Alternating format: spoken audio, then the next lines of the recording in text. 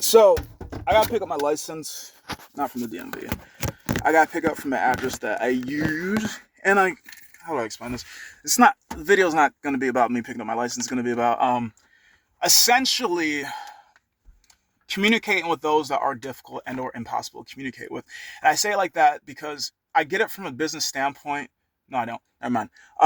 From a business standpoint, they're going to make you communicate with people that you don't want to, that are very difficult, that are tyrants, that are assholes, that don't give a shit, and just want you to either fast track the product to them or get the fuck out of their way. The worst part is when you relate to those people, where it's like, fuck, I gotta see them at every fucking family gathering. I gotta see them here, I gotta see them there. And you don't necessarily have to see them because it's not business. You don't have to do things you don't want to do in your personal life. But it all depends on how you're ingrained to be a human.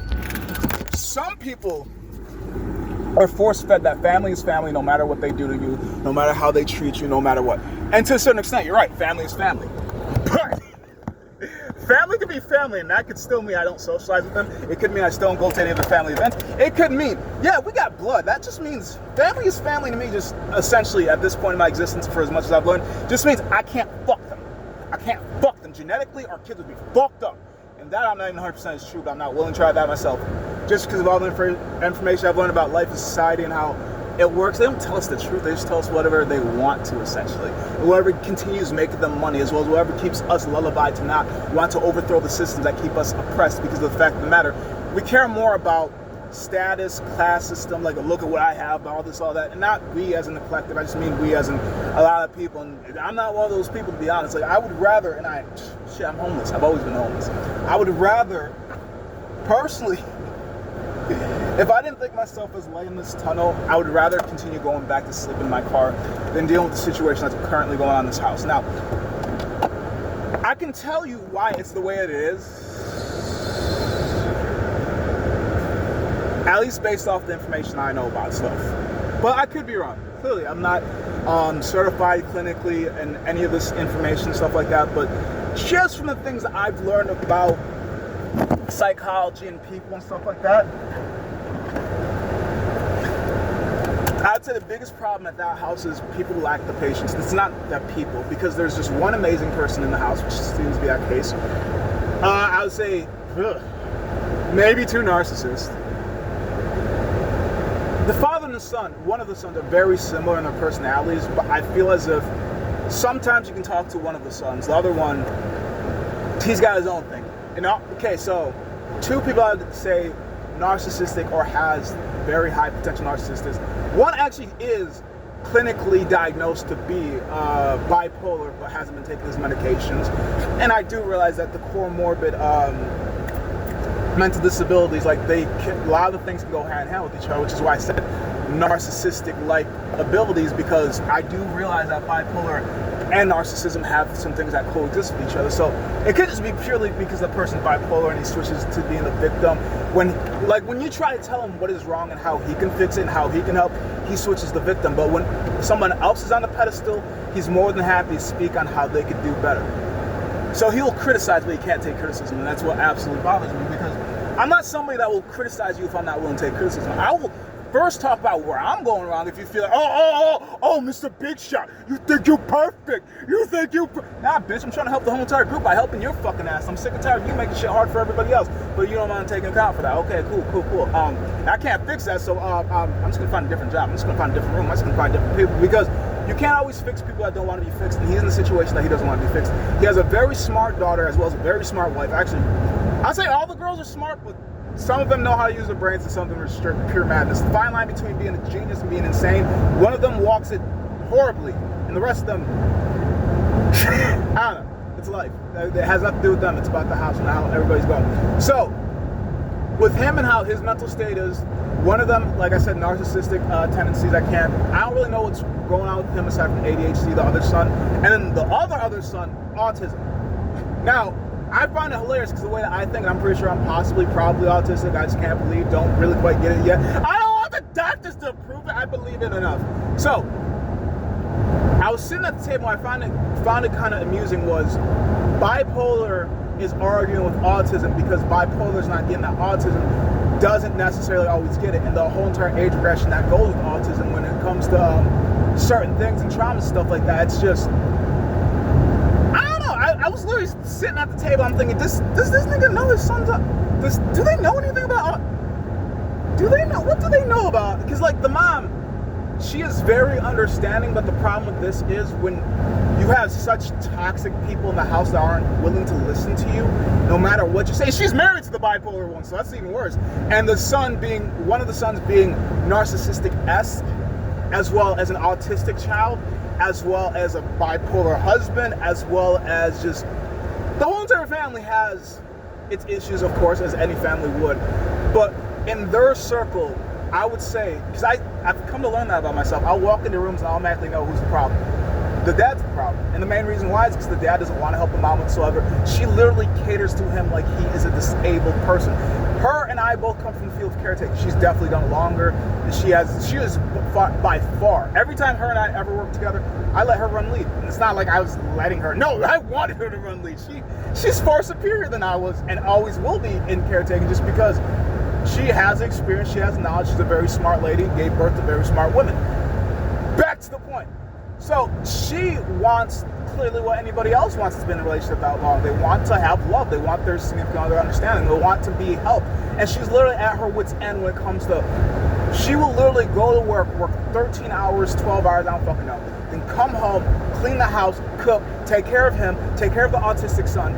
And they all just kind of take her for granted. And I'm just like, because I personally don't believe I have a foot to stand or a place to speak, because what I've learned about being in situations like that is they're gonna kick out, what's the word I'm looking for? They're gonna kick out the extra body, the watchers of sorts, just because if you're not on my team, then you're against me. And clearly I'm not gonna pick his side because he's in the fucking wrong. I'm not gonna pick the wrong side if I know what's right. Now, I'm going to pick the wrong side if I don't know the difference between right and wrong, because I didn't know I was on the wrong fucking side. And now I'm well enough educated, I can tell you're fucking wrong. But you can't tell people that they're wrong sometimes. Sometimes they have to come up to that conclusion themselves, or they just die and continue believing that they're fucking right. I don't know. I don't know what is going to be the kicker in his gonads to get that. But she has literally stopped arguing, which tells me countdown's happening.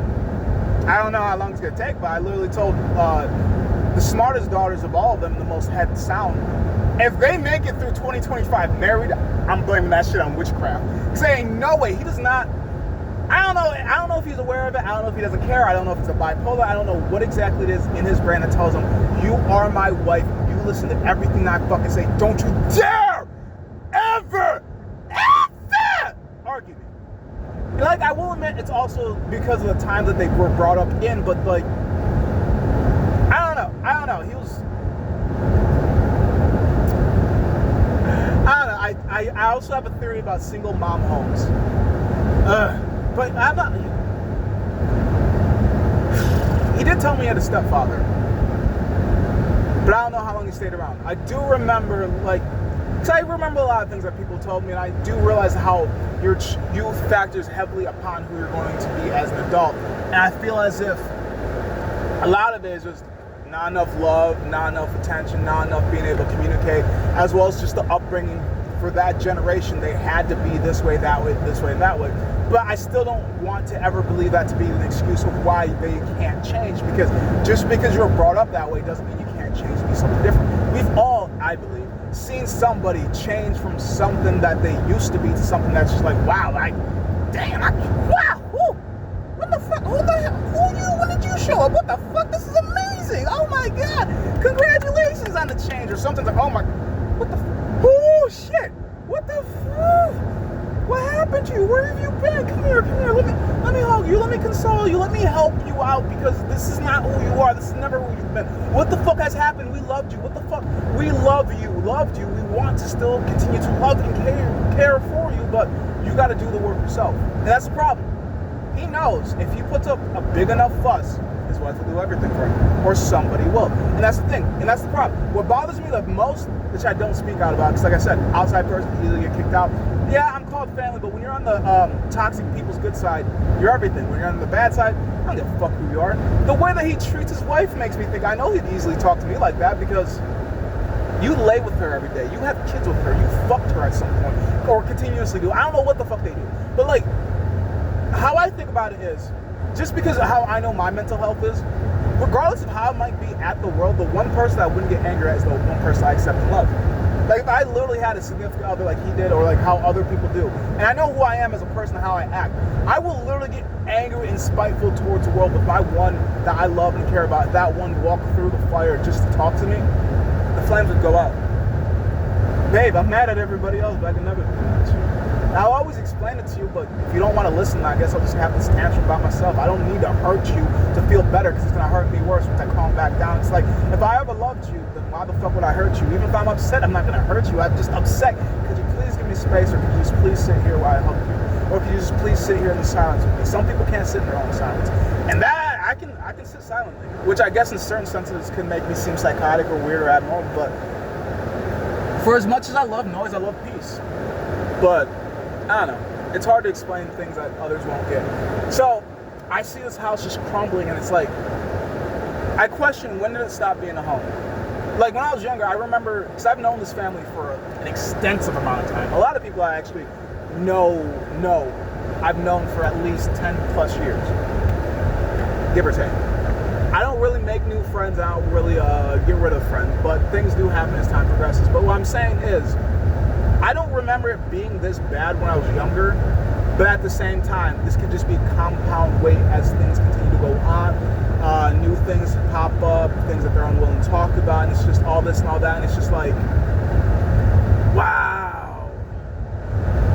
And I feel like one thing that I should be the best at, for the fact of how screwed up my own entire life is knowing when a situation isn't going to work, or when it's a bad situation, just because, I don't know, I just feel like I'm always in bad situations. Like, I was just starting to think of myself as, I don't feel as if I'm in tunnels as often as other people are. I feel like I'm the light in other people's tunnels, though. Just because, how about this? Just for example, yesterday, the smartest and the most head-sound sibling came over and was being her mom's voice, because her mom kept saying, I need this house clean, we need to do this. And what she's trying to emphasize is, she's basically just trying to tell her husband, hey, I love you, but I can't continue being your caretaker.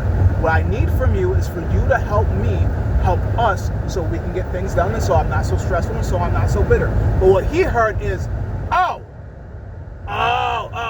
so I'm lazy, so I'm not doing anything. So all the years that I supported you, and that's always his biggest rebuttal, is all the years that I supported you, why can't you support me? And the question of the matter is, well, not necessarily a question of the matter. What I'm trying to get at is, the past is the past, the present is the present. So therefore, who cares what you used to do? Continue to do it, because you're not supporting her. And my thought process is, yeah, you support her financially, but she did everything at the house. She's supporting you financially, but you ain't doing shit at the house. So make that make sense, because the roles aren't reversing the same way that they did. Because, like, I will admit, he does kind of have a point, like, oh, remember when I took care of you? Yeah, to an extent, that does make sense. But what are you doing for her now, aside from causing her more headaches and more issues? You're not taking care of the kids. You're not cooking for her. You're not cleaning for her. It's all you do is add on to her list of more things that she needs to do. And that's what confuses me, because he absolutely refuses to see that he is literally more of a chore on her list than a husband in her life.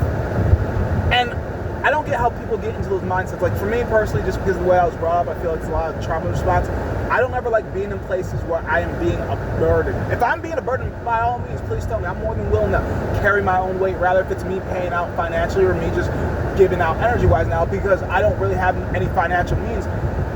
I can easily pick up after myself, make sure any spots I'm at stays clean, consolidated. Like, I have been trying to do my best to, in a way, help her not lose her shit by just trying to keep the autistic one from rambling off and being just too much. But the worst part is, if they're in the same spot, the autistic and the bipolar will rev up the autistic even more, not wanting to listen, not willing to understand, just keep saying, you're this old, you've been here for how long, blah, blah, blah, blah, and it's just not really getting the fact that, grasping the age regression that the autistic might have, or like maybe the confusion or the forgetfulness. Like, he just doesn't care for anybody but himself. But we'll just keep reminding, remember all the things I used to do, used to. Keywords, ladies and gentlemen, used to do, but people forget. Times change. Remember when I was a good person? Yeah, that was a long time ago. Remember when I was 6 foot tall? Yeah, that was a long time ago. Remember when I used to run the mile in X amount of time? Yeah, that was a long time ago. Remember. How about I just keep reminding you? People don't remember when I was a nice person. They still know me as a nice person. People don't remember when I was kind. They still know me as kind. People don't remember things I used to do because I still continue to. I don't need you to remember. Just come through. That's for me, but not for everybody. So it's just like, as times change, you can change with the times, but you can still be a good person. You can still be a positive person. You can still be lovely and lovable, but I feel as if time progressed, he doesn't like where he was going, and he just kind of takes it out on everybody else. Like, he can't accept certain things, so now it's everybody else's problem. It's just like, life is life. Plain and simple. The only way I can explain it is just do whatever you can do for you, but learn when to leave others. That's the hardest thing for me to do, was learn when to leave. But now that I've learned when to leave, it's just, give me my trees so I can leave faster. Can't even pick up my license.